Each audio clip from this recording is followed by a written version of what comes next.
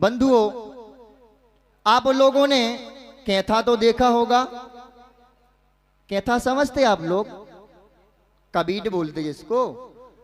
उसकी एक क्वालिटी है, यदि वो हाथी को खिला दिया जाए तो ना कहीं से टूटेगा, ना फूटेगा, ना चटकेगा, उसके अंदर का दल गायब हो जाएगा। सुन रहे कि सो रहे? अब पीछे की महिलाएं कह रही हैं ऐसा कैसे हो सकत। तो हमने कि एक काम करो, अपने तो जन्म कल्याण में हाथी आओ तो वो को बुलाओ दोबारा, अपने अपने नाम के वो कैथा खिला दो और 2-4 घंटा होके पछाड़ने लगे रहो। और जब वो अपने मल द्वार से वो कैथा निकाले तो उठा के देख लियो, ना टूटे, ना फूटे, ना चटके, वो दल गायब हो जाएगा। आश्चर्य की बात है कि नहीं? और दूसरी बात, नारियल तो देखा होगा जिसका हम पानी पीते गर्मी में। अब गर्मी लग गई, नारियल पानी सब लोग पीने लगे होंगे। तो कर्नाटक साइड 20-20, 25 फीट के नारियल के पेड़ हुआ करते हैं। उसमें 2.5-2.5, 300 नारियल लगे रहते हैं। उसमें 2-2, 3-3 लीटर पानी रहता है। वो पानी कहां से पहुंच जाता नारियल के अंदर? जमीन में पानी नहीं है, पानी की कमी है। लोग 10-15 किलोमीटर दूर जाकर के पानी भरने जाते हैं। तो वो नारियल के अंदर पानी कैसे चला गया, ये भी आश्चर्य की बात है। ये बात हमारे आचार्य गुरुदेव विद्यासागर जी महाराज के प्रथम शिष्य निर्यापक मुनि समय सागर जी ने सुनाई थी पंचकल्याणक में।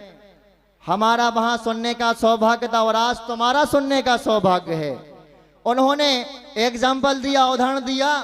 जो लोग जैन कुल में जन्म लेकर के भगवान के दर्शन नहीं करते, भगवान का अभिषेक और शांति धारा नहीं करते, ऐसे पंचगणक में ना स्वयं महापात्र बनते हैं, ना इंद्राणी स्वयं बनते, ना दूसरों को बनने देते हैं, ना स्वयं बोली लेते, ना दूसरे को लेने देते हैं। पानी अनछना पीते, रात्रि में भोजन करते हैं और बाजार में जाकर के होटलों में भोजन करते हैं। अन्याय अनीति से धन संपत्ति को कमाते हैं। मंदिरों में आकर के लड़ाई झगड़ा करते हैं। उनके घरों से सुख शांति और धन संपत्ति कैसे गायब हो जाती है? जैसे कैथा के अंदर से दल गायब हो जाता है। सुन रहे हैं आप लोग? और दूसरी बात, जो जैन कुल में जन्म लेकर के भगवान के प्रति दर्शन करते हैं, पानी छान करके पीते, रात्रि भोजन नहीं करते, और ऐसे महान पंचगणक में माता पिता सौधर्मेंद्र आदि बनकर के और सामान्य इंद्राणी बनकर के दान देते हैं, महापात्र बनते हैं और मंदिरों में आकर के लड़ाई झगड़ा नहीं करते, दूसरों को सराहना देते हैं कि हे भव्य जीवो, मैं तो रोज भगवान के दर्शन करता हूं, अभिषेक शांतिधारा करता हूं, पूजा विधान करता हूं, आप भी आओ, आप भी करो। और जो दूसरों की प्रशंसा करते हैं, उनके घरों में सुख शांति और धन संपत्ति कैसे आ जाती है? जैसे नारियल के अंदर पानी आ जाता है। ये है धर्म की महिमा बंधुओं। कहते हैं,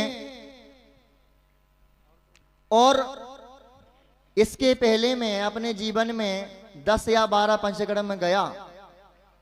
बहुत सारे हमें प्रतिष्ठाचार्य मिले, बहुत सारे पंडित जी मिले, पर जितना वात्सल्य, जितना प्रेम हमारे मनोज शास्त्री जी प्रतिष्ठाचार्य जी का मिला, इतना किसी का नहीं मिला। मैं तो मात्र 1 दिन के लिए आया था। कितने दिन के लिए? 1 दिन के लिए आया था। मैं 1 दिन आऊंगा, दर्शन करूंगा, तमूरा सुना के चला जाऊंगा। पर देखा ये पंचम काल का चमत्कार कि यहाँ पर प्रतिष्ठाचार्य भी बैठे हैं, विधानाचार्य भी बैठे हैं। और सौभाग्य मानना चाहिए कि जिस मंच पे यदि साधु संत और त्यागी वृत्ति एक साथ बैठ जाएं तो ये पंचम काल का सबसे बड़ा चमत्कार है बंधुओं। और ऐसे ही वात्सल्य प्रेम आगे मिलता रहेगा तो हम आते रहेंगे बंधुओं। जिन धर्म की प्रभावना किसी की निंदा करने से, बुराई करने से नहीं होती। हमारे आचार्य गुरुदेव ने एक हाई को लिखा है कि आपको किसी की रकील को छोटी करना है और अपनी रकील को बढ़ाना है, और सामने वाले की मिटना नहीं चाहिए। सामने वाले की रकील बड़ी और हमारी छोटी है, उसको बिना मिटाए छोटी करना तो क्या करना पड़ेगा पंडित जी? अपनी बड़ी कर लो, सामने वाले की अपने आप छोटी हो जाएगी। इसलिए हमारे पंडित जी दूसरों की निंदा बुराई नहीं करते, अपमान नहीं करते। छोटे छोटे ब्रह्मचारियों को, छोटे छोटे विधानाचार्यों को नीचे से उठा करके ऊपर बिठा देते। एक कला है पंडित जी के अंदर।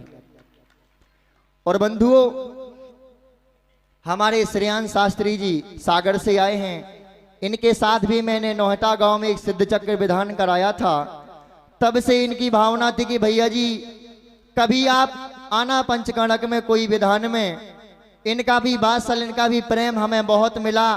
और बंधुओं, जहां पर प्रेम बढ़ता है वहां पर भले ही नहीं बुलाया जाए, भले ही नहीं कहा जाए, दौड़ करके आना चाहिए।